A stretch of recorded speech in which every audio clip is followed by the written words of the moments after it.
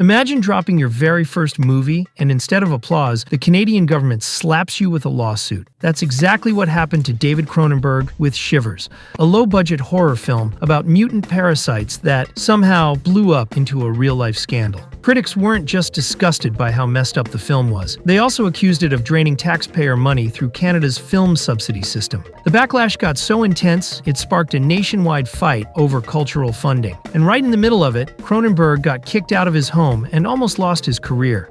So buckle up, because today we're diving into Shivers, the cult horror movie that lit a national firestorm. To really get this story started, we've got to head up to Canada and take a look at David Cronenberg. Today, he's the guy everyone calls the king of body horror, the filmmaker behind The Fly and A History of Violence. But back then, his career was anything but glamorous. He started out with shorts like Transfer and From the Drain, then moved on to the mid-length films Stereo and Crimes of the Future. Weird, experimental stuff that showed off his obsession with bodies losing control. The catch? Hardly anyone saw them, and Cronenberg was paying for it all out of his own pocket. If he wanted to stop scraping by and actually make a living in film, he knew it was time to switch gears. He scored a grant to live in France, and even made a stop at the Cannes Film Festival. That's where it hit him. You could make movies that felt personal and still connect with a big audience. He got a front-row lesson in budgets, distribution, and how the industry machine really worked. Back in Canada, he settled into an apartment complex in Montreal and found steady work in television. For the first time, he had stability. He could support his wife and their newborn daughter.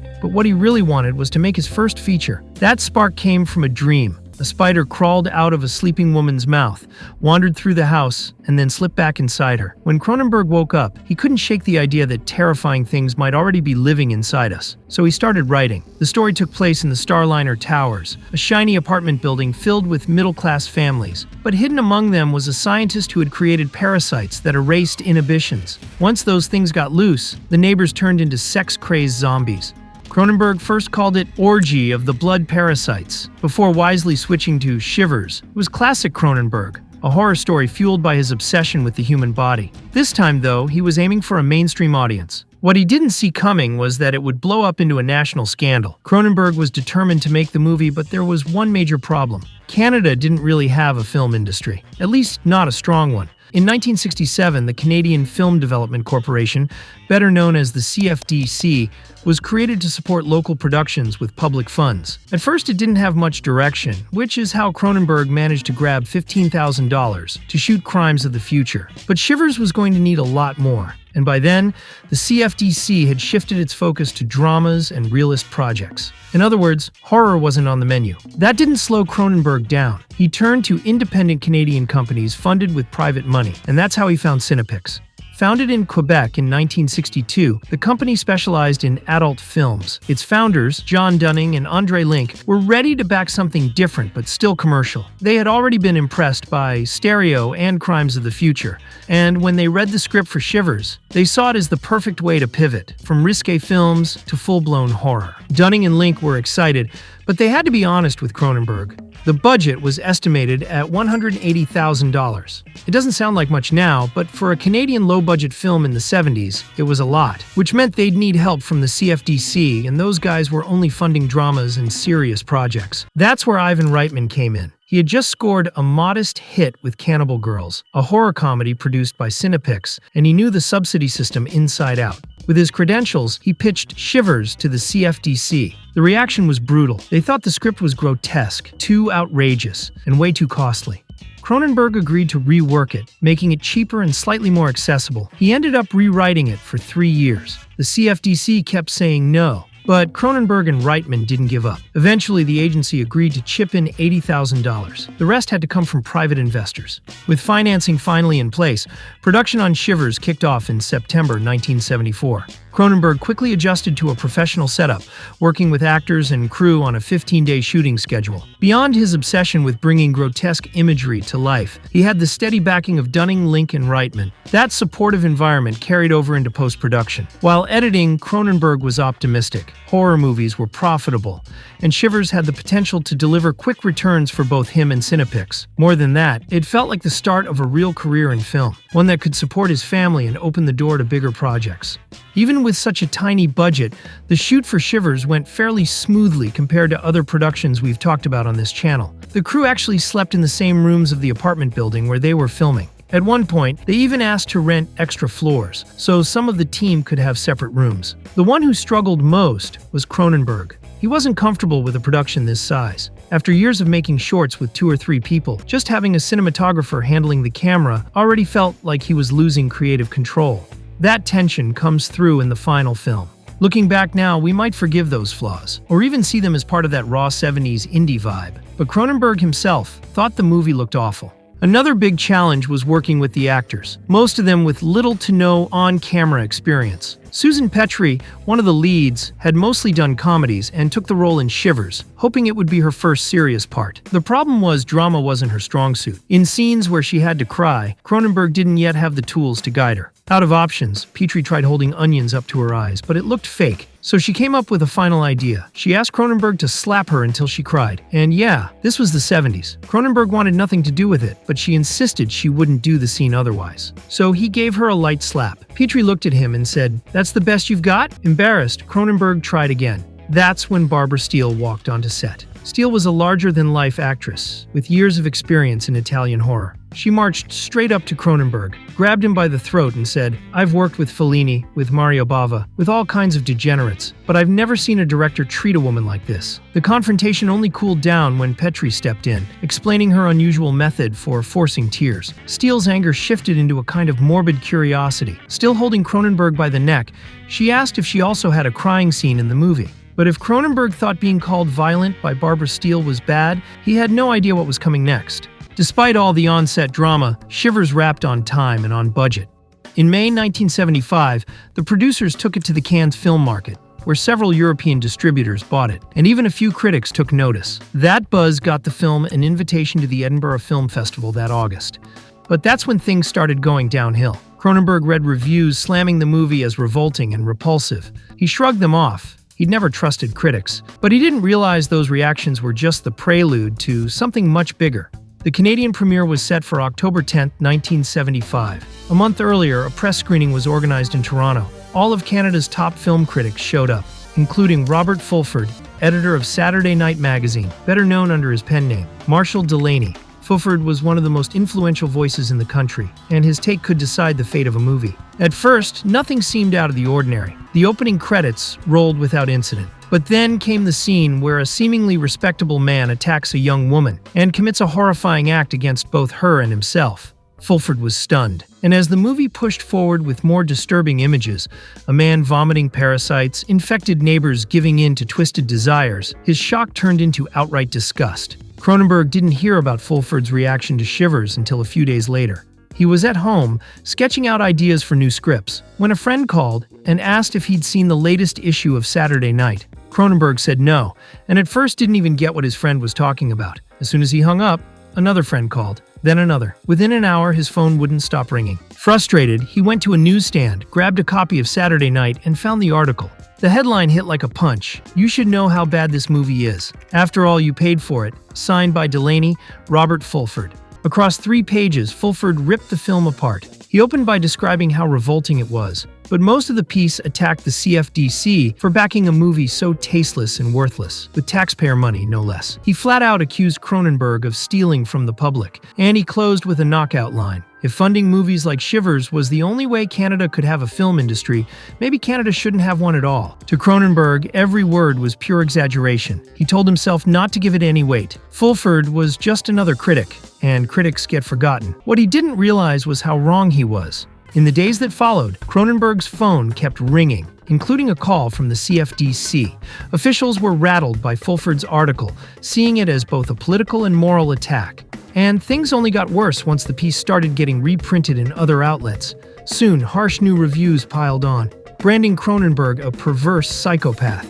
He called Dunning, Link, and Reitman, who were just as shaken. Shivers had become national news, but not the kind they'd hoped for. Everyone involved with the film took heat, but no one more than Cronenberg. Beyond being called obscene and disturbed, journalists now labeled him a fraud. He had no platform to defend himself. No one wanted to hear his side. To him, it felt like Fulford, writing from the pages of Saturday Night, had the power to decide who he was. Still, Cronenberg tried to push forward. He had a family to support, so he took TV gigs to stay afloat. At the same time, he began writing a new script called Rabid. It was even more extreme than Shivers. a way to channel the fury he was carrying inside. But the challenges were only just beginning. The first blow came when Shivers was barred from competing at the Canadian Film Awards. Those awards were supposed to be Canada's version of the Oscars, but the organizers only wanted films they considered prestigious. Then the CFDC stopped taking Cronenberg's calls. At that point, the idea of getting funding for another project felt impossible. Cronenberg couldn't believe what was happening, but at least he still had Dunning, Link, and Reitman in his corner. Dunning even gave an interview praising his talent and warning that if Canada kept shutting him out, Cronenberg might just take his skills to Hollywood. But leaving was never his plan. He wanted to fight for Shivers in his own country. Then came the harshest blow yet. One afternoon, after coming home from work, his landlady stopped him. She told him she'd been following the news and reminded him of something he'd overlooked. His lease had a morality clause, and in her eyes, he was a degenerate filmmaker. Because of that, she said he and his family were being evicted. Cronenberg tried to argue, insisting it was just one critic's opinion, but she refused to budge, and even stressed that she trusted that critic completely. Think that was the worst of Cronenberg's bad luck? Not even close.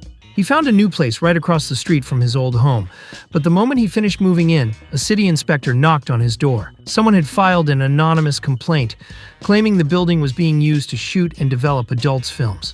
Since it was illegal to produce that kind of material in a residential area, the inspector demanded to search the place. Cronenberg had nothing to hide, so he let him check every corner until the inspector left empty-handed. And if you thought the Fulford controversy couldn't get any worse, it did. While working at a TV studio one day, Cronenberg learned that Shivers was going to be debated in Canada's House of Commons. Lawmakers questioned whether the CFDC should have ever funded what they called a hymn to depravity. The problem there was that this film development corporation, they have to answer to two masters. One is business. If the films don't make money, they say, why is this film losing money? If the film does make money but is sensationalistic in any way, questions are raised in the Houses of Parliament. Why is tax money? No, why is tax money going into this obscene, perverse film? Stunned, Cronenberg turned to Dunning, Link, and Reitman. They tried to fight back, drafting a pamphlet titled, "Is There Room for Horror Films in Canada's Film Industry?" and mailing it to every member of Parliament. The effort went nowhere, completely ignored by the authorities. Fed up with the situation, Cronenberg decided to fight back, for Shivers and for himself. He couldn't speak in Parliament, but he reached out to the editor of the Globe and Mail, one of Canada's biggest newspapers, even though the paper had already run one of the many negative reviews. They gave him space to publish an editorial. Cronenberg laid everything out. He described every setback, from the eviction to the visit from the city inspector. He argued that Fulford's article had unleashed a wave of hysteria aimed at stripping him of both his livelihood and his right to bring his dreams and nightmares to the screen. The piece was welcomed by Cinepics and even by a few critics who had trashed the movie, but Fulford never responded, and neither did Canada's political leaders. By then, Cronenberg was convinced his career as a filmmaker was finished. Maybe he could survive in television, but even there, the networks were run by conservative executives. And if that door closed, how was he supposed to support his family? And then, everything changed. Shivers opened in theaters on October 10th, 1975. Critics ripped it to shreds, and Cronenberg was treated like an outcast. But that only made Canadians more curious. Everyone wanted to see just how awful this taxpayer-funded atrocity really was. When Cronenberg passed by theaters, he saw it with his own eyes. Every screening was sold out. Horror fans and cinephiles showed up, but they were outnumbered by people who almost never went to the movies. He figured it was just opening weekend hype, but the crowds kept coming for months. By the end of its run, Shivers had grossed $5 million on a $180,000 budget, $80,000 of which came from the CFDC. It became the highest-grossing Canadian film of its time. And it wasn't just the box office. Viewers began approaching Cronenberg to praise the way he used disgusting, shocking imagery to serve the story.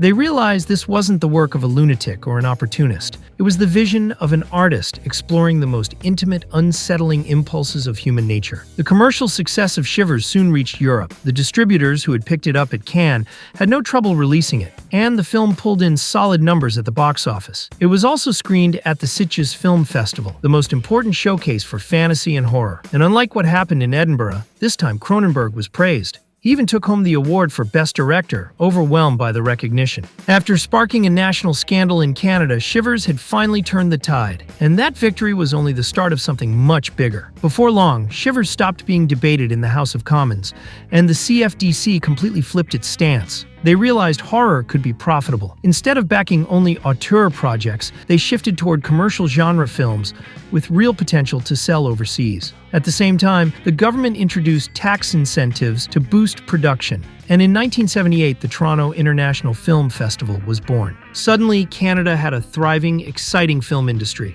By the late 70s and early 80s, audiences were packing theaters to watch Canadian-made horror, sci-fi, comedies, thrillers, dramas, and adventures that made millions, and even won over critics. Those tax incentives are still around today, which is why so many Hollywood studios prefer shooting in Canada instead of dealing with California's heavy taxes. The system also gave rise to a new generation of Canadian artists and technicians whose talent crossed borders and shaped the global industry. Independent studios benefited too, starting with Cinepix. In 1997, it was acquired by Lionsgate, which went on to become one of Hollywood's biggest players. John Dunning and Andre Link became respected producers, and Ivan Reitman broke out as a director with blockbusters like Ghostbusters. But if anyone truly took advantage of Canada's new film boom, it was David Cronenberg. He followed Shivers with Rabid, Fast Company, The Brood, Scanners, and Videodrome. His obsession with the body and its mutations earned him the nickname the King of Venereal Horror. He kept working mostly in Canada, often with CFDC support, but also tapped into Hollywood budgets and worked with some of the biggest stars in the industry. Over time, Cronenberg became a world-class filmmaker, praised by audiences, critics, and even some of the journalists who had once torn him apart for Shivers. He became a regular at Cannes, now competing for the Palme d'Or, and he did it all without ever betraying his vision. Oh, and he finally moved into a bigger, more comfortable house, one nobody could kick him out of. As for Robert Fulford, the journalist who launched the witch hunt against him, he passed away in 2024. Until the end, he was respected in Canadian media. But for many, history remembers him as the villain who nearly destroyed the career of a master and the future of Canadian cinema. In the end, Shivers was more than just a horror film. It was the story of a director standing up to the system. The accusations and the smear campaign didn't stop him. He came out on top and proved that cinema can shake a society as deeply as a swarm of mutant parasites.